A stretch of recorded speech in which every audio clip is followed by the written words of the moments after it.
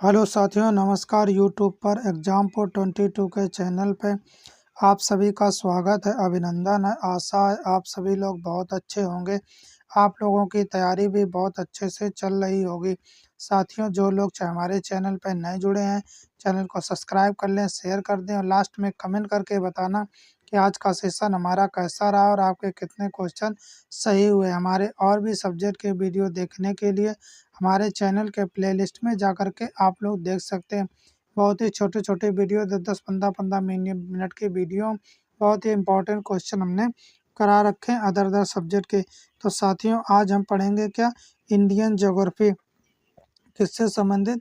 Indian geography यानी भारत का भूगोल से संबंधित इंडियन ज्योग्राफी। जो हमारे क्वेश्चन इससे बनते हैं, इम्पोर्टेंट बनते कर क्वेश्चन बनते ही आते ही हैं इंडियन ज्योग्राफी से, यानी भारत के भूगोल से संबंधित इम्पोर्टेंट जो एग्जाम में क्वेश्चन आए हुए हैं वही लेकर के आज हम क्वेश्चन आए हैं। चलो देखते हैं। आज का हमारा पहला क्वेश्चन है, भारत तथा चीन के बीच कौन सी विभाजन रेखा? भारत किसके किसके बीच में पूछा गया? भारत तथा चीन के बीच में कौन सी विभाजन रेखा के बारे में पूछा गया। जो हमारी सीमा है वो सीमा को, उस रेखा को क्या नाम दिया गया? McMahon line. क्या कहा गया? मैकमोहन लाइन कहा गया। तो इसे क्या कहा जाता? मैकमोहन रेखा। क्या कहा जाता? मैकमोहन रेखा कहा जाता। क्या कहा जाता? मैकमोहन रेखा कहा जाता। इसको विभाजन किसने किया था? सीजे रेडक्लिफ था, उसने विभाजन किया था। किसने किया था? सीजे रेडक्लिफ था। कौन था? सीजे रेडक्लिफ ने विभाजन किया था इसका। उन जो नाम था, तो उन्हीं के नाम से ये क्या पड़ गई थी? मैकमोहन रेखा, सीजे रेडक्लिफ। तो इस उन्होंने ही किया था। चलो देखते हैं अगला क्वेश्चन क्या है। देखो इसमें आ गया है, किसने किया था। जानकारी की महत्वपूर्ण जानकारी देख लेते हैं। इसे सर कौन रेडक्लिफ ने किया था? सीजे रेडक्लिफ ने निर्धारित किया था। कौन? भारत और चीन के बीच में, क्या भारत और चीन के बीच में जो हमारी कौन सी रेखा रहेगी, तो कौन सी रहेगी? मैकमोहन रेखा कहा जाता है। आइए नेक्स्ट क्वेश्चन देखते हैं। हमारा अगला क्वेश्चन क्या रहेगा? अगला है, भारत के कितने राज्यों से कर्क रेखा गुजरती है? कौन सी रेखा के बारे में पूछा गया? कर्क रेखा के बारे में पूछा गया। तो कितने राज्यों से होकर गुजरती है? 8 राज्यों से होकर के गुजरती है हमारी कर्क रेखा भारत में। चलो देख लेते हैं कौन कौन से हमारे वो 8 राज्य रहेंगे। इम्पोर्टेंट क्वेश्चन है, कभी कभी राज्यों के बारे में पूछ देते हैं कि किन किन राज्यों से होकर गुजरती है। चलो देख लेते हैं। तो पहला हमारा है कौन सा? पश्चिम बंगाल। कौन सा हो जाएगा? पश्चिम बंगाल, मिजोरम, त्रिपुरा, गुजरात, मध्य प्रदेश, छत्तीसगढ़, झारखंड और राजस्थान। ये हमारे 8 राज्यों से होकर के कौन सी कर्क रेखा भारत में गुजरती है? कितने राज्यों से? 8 राज्यों से होकर के गुजरती है। आइए नेक्स्ट क्वेश्चन देखते हैं। अगला क्वेश्चन क्या है? भी अच्छा क्वेश्चन और इम्पोर्टेंट क्वेश्चन है, सब इम्पोर्टेंट क्वेश्चन लेकर के आए हैं। छत्तीसगढ़ में कर्क रेखा कितने जिलों से होकर गुजरती है? कहाँ से पूछा गया? छत्तीसगढ़ में जो है कर्क रेखा जो है कितने जिलों से होकर गुजरती है? कितने डिस्ट्रिक्ट से होकर के गुजरती है?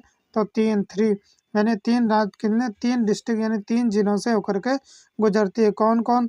बलरामपुर में, इसके बाद हमारा सूरजपुर में और तीसरा हो गया कोरिया में। तो छत्तीसगढ़ में 3 राज्यों से हमारी कर्क रेखा होकर के गुजरती है। आइए नेक्स्ट क्वेश्चन देखते हैं।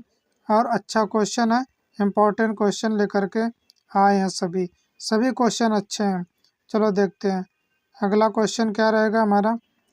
क्षेत्रफल के अनुसार भारत का सबसे बड़ा राज्य कौन सा है?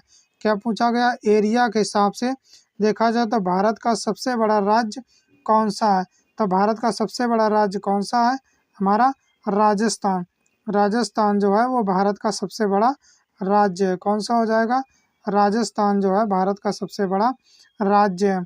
तो इसको अब पूछा गया है किसके? क्षेत्रफल के अनुसार दूसरा सबसे बड़ा राज्य। तो दूसरा सबसे बड़ा राज्य कौन सा हो जाएगा? मध्य प्रदेश हो जाएगा। चलो हम आपको एक ट्रिक बताते हैं याद करने की, किससे? क्षेत्रफल के अनुसार कौन राज्य बड़ा है, कौन वैसा है, दूसरे नंबर पे कौन है, तीसरे नंबर पे कौन है। चलो देखते हैं कैसे, हम ट्रिक बताते हैं आप लोगों को। राम, क्या लिखा, राम महान है। क्या लिखा हमने, ट्रिक में लिखा राम महान है। तो रा से हो गया हमारा पहला, सबसे बड़ा क्षेत्रफल के हिसाब से देखा जाए तो हो जाएगा राजस्थान। कौन सा हो जाएगा, राजस्थान हो जाएगा हमारा सबसे बड़ा है। और फिर देख लेते हैं हमारा माँ से, तो माँ से हो जाएगा हमारा मध्य प्रदेश। कौन सा हो जाएगा, मध्य प्रदेश दूसरा क्षेत्रफल के अनुसार सबसे बड़ा क्या है, हमारा राज्य है क्षेत्रफल के अनुसार दूसरे नंबर पे। तो पहले नंबर पे हमारा राजस्थान आ जाएगा, दूसरे नंबर पे मध्य प्रदेश, और तीसरे नंबर पे हो जाएगा महान, यानी महा, क्या लगा है, महा लगा है तो महाराष्ट्र हो जाएगा। कहाँ हो जाएगा, महाराष्ट्र हो जाएगा। तो आप लोग याद रखेंगे कि राम महान है, तो हमारा महाराष्ट्र कितने नंबर पे आ जाएगा, 3 नंबर पे आ जाएगा। पहले नंबर पर राजस्थान आ जाएगा, दूसरे मध्य प्रदेश, और तीसरा हमारा हो जाएगा महाराष्ट्र। 3 ऐसे जो क्षेत्रफल के अनुसार बड़े राज्य हैं हमारे भारत के अंदर। तो पहला हो जाएगा हमारा क्षेत्रफल के अनुसार सबसे बड़ा राज्य राजस्थान, दूसरा मध्य प्रदेश, और तीसरा महाराष्ट्र। तो अब याद रखेंगे राम महान है से हम कुछ नहीं लगाएंगे क्योंकि नहीं से है इसमें शामिल नहीं है। चलो नेक्स्ट क्वेश्चन देखते हैं। हम देख लिया कि हमारा पहला पहला कौन सा हो जाएगा, राजस्थान हो जाएगा, और दूसरा सबसे बड़ा कौन हो जाएगा, मध्य प्रदेश हो जाएगा। आइए नेक्स्ट देखते हैं। नेक्स्ट हमारा क्या, क्षेत्रफल के अनुसार भारत का सबसे छोटा राज्य कौन सा है। एरिया के हिसाब से अगर देखा जाए तो भारत का सबसे छोटा राज्य कौन सा है, तो सबसे छोटा राज्य कौन सा है, गोवा जो है हमारा सबसे छोटा राज्य है। कौन है, क्षेत्रफल के अनुसार अगर देखा जाए तो सबसे छोटा राज्य हो जाएगा हमारा गोवा हो जाएगा। अब देखते हैं भारत का सबसे अधिक जनसंख्या वाला राज्य कौन सा है। किस क्या पूछा गया, सबसे अधिक जनसंख्या कहाँ निवास करती है, तो सबसे अधिक जनसंख्या हमारा उत्तर प्रदेश में निवास करती है। उत्तर प्रदेश यानी कभी कभी शॉर्ट फॉर्म में यूपी कह देते हैं। तो कहाँ सबसे ज़्यादा जनसंख्या निवास करती है, यूपी यानी उत्तर प्रदेश में निवास करती है। आइए देख लेते हैं और इम्पोर्टेंट क्वेश्चन देखते हैं, क्या हमारा अच्छा क्वेश्चन है। दूसरा देखते हैं, जनसंख्या के अनुसार दूसरा सबसे अधिक जनसंख्या वाला राष्ट्र कौन सा है। क्या पूछा, अभी पहला कौन सा बताया जनसंख्या के अनुसार पे, यूपी बताया, यानी उत्तर प्रदेश हमारा सबसे ज़्यादा जनसंख्या में राज्य बड़ा है। अब क्या पूछा गया है, अब पूछा गया है जनसंख्या के अनुसार दूसरा, क्या पूछा गया, दूसरा सबसे अधिक जनसंख्या वाला राज्य कौन सा है, तो महाराष्ट्र हो जाएगा। कौन सा हो जाएगा, महाराष्ट्र। हाँ अभी हमने एरिया के हिसाब से क्या बताया था, ये एरिया के हिसाब से तीसरे नंबर पे है। कहाँ पे, क्षेत्रफल के अनुसार अगर देखा जाए तो तीसरे नंबर पे है। पहले नंबर पे उत्तर प्रदेश, फिर मध्य प्रदेश, और तीसरे नंबर पे महाराष्ट्र हो जाएगा।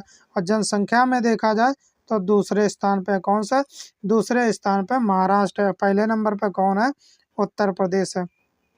आइए देखते हैं अगला क्वेश्चन। अगला क्वेश्चन क्या है, भारत का सबसे कम जनसंख्या वाला राज्य कौन सा है। क्या पूछा गया, भारत का सबसे कम जनसंख्या वाला राज्य कौन सा है, तो सबसे कम जनसंख्या कहाँ निवास करती है, ये पूछा गया। तो सबसे कम निवास कहाँ करती है, सिक्किम में करती है। तो सबसे कम जनसंख्या वाला राज्य कौन सा है, सिक्किम हो जाएगा हमारा। और क्षेत्र एरिया के हिसाब से अगर देखेंगे तो सबसे छोटा राज्य क्या हो जाएगा हमारा, सबसे छोटा राज्य कौन सा होता है, गोवा। क्या बताया गया था, इस क्षेत्रफल के अनुसार अगर देखेंगे तो सबसे छोटा क्या हो जाता है, गोवा हमारा हो जाएगा। और सबसे कम जनसंख्या कहाँ निवास करती है, सिक्किम में निवास करती है। हम पॉपुलेशन के हिसाब से, जनसंख्या के हिसाब से देखेंगे तो सिक्किम में सबसे कम निवास करती है। आइए नेक्स्ट क्वेश्चन देखते हैं। नेक्स्ट क्वेश्चन क्या है हमारा, चलो देखते हैं नेक्स्ट क्वेश्चन। आइए नेक्स्ट क्वेश्चन देखते हैं, क्षेत्रफल के अनुसार भारत का सबसे बड़ा केंद्र शासित प्रदेश या संघ राज्य कौन सा है। क्या पूछा गया, क्षेत्रफल के हिसाब से, एरिया के हिसाब से पूछा गया, भारत का सबसे बड़ा केंद्र शासित प्रदेश कौन सा या राज्य संघ कौन सा। भारत जो है हमारा क्या है, भारत जो है राज्यों का संघ है। क्या है, राज्यों का क्या है, संघ है, राज्यों का संघ है। यहाँ पर क्या है, राज्य भारत जो हमारा कैसा देश है, राज्यों का संघ है।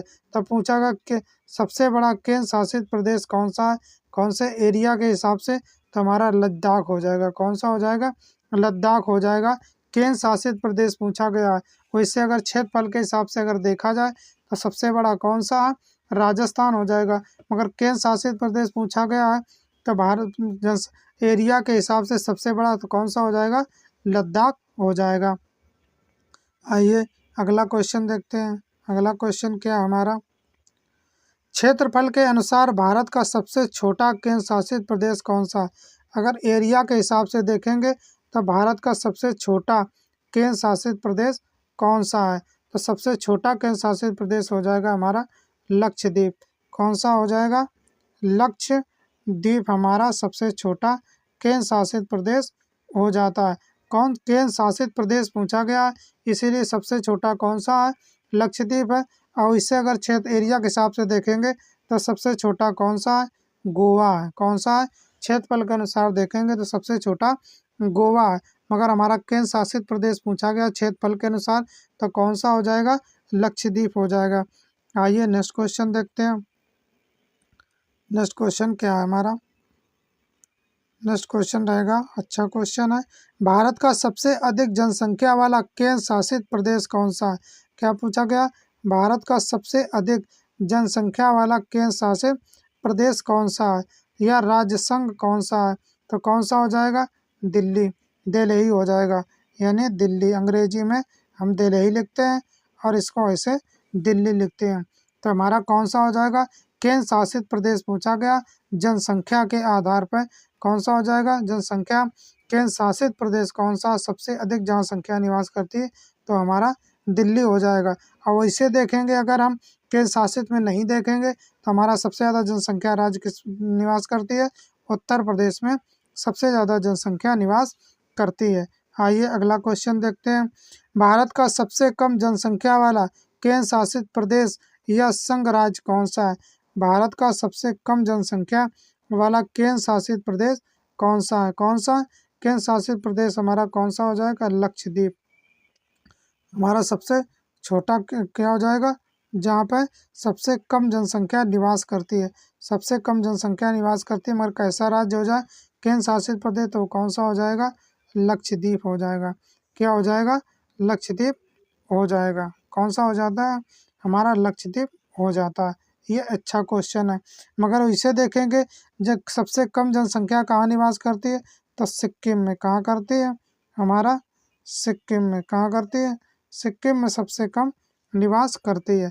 मगर यहाँ पर केंद्र शासित प्रदेश के बारे में पूछा गया तो कौन सा हो जाएगा, यूपी हमारा हो जाएगा। आइए अगला क्वेश्चन देखते हैं। अगला क्वेश्चन क्या रहेगा हमारा, अच्छा क्वेश्चन है, भारत का कौन सा ऐसा राज्य है जो तीन ओर से दूसरे देश तथा उत्तर पूर्व से असम और मिजोरम से घिरा हुआ। तीन ओर से दूसरे देशों से घिरा हुआ कौन सा राज्य के बारे में पूछा गया, कौन सा ऐसा राज्य है जो तीन और देशों से घिरा हुआ है और उत्तर पूर्व में दो राज्यों से घिरा हुआ, किससे, असम और मिजोरम। तो ये क्या कौन सा इसका हो जाएगा, देखो जो तीन देशों से घिरा हो और उत्तर पूर्व में असम और मिजोरम से घिरा हुआ, तो ये हमारा कौन सा हो जाएगा, त्रिपुरा हो जाएगा। कौन सा हो जाएगा, ये हमारा हो जाएगा त्रिपुरा। कौन सा हो जाएगा, त्रिपुरा हमारा एक ऐसा राज्य है जो तीन और देशों से घिरा हुआ है और उत्तर पूर्व में किससे, मिजोरम और असम से घिरा हुआ है। तीन देशों से और उत्तर पूर्व में घिरा हुआ है असम और मिजोरम से। तो कौन सा राज्य हो जाएगा, हमारा हो जाएगा त्रिपुरा राज्य हो जाएगा। कौन सा हो जाएगा, त्रिपुरा हमारा राज्य हो जाएगा। अब देखते हैं, त्रिपुरा तीन ओर से बांग्लादेश से घिरा हुआ है। त्रिपुरा जो है हमारा कौन सा हो जाएगा, त्रिपुरा जो है जो हमने बताया है, त्रिपुरा तीन ओर से किससे घिरा हुआ है, बांग्लादेश से घिरा हुआ है। और उत्तर पूर्व में किससे घिरा हुआ, उत्तर पूर्व में हमारा असम और मिजोरम से घिरा हुआ। तीन और देशों से घिरा हुआ कौन सा है, त्रिपुरा हो जाएगा।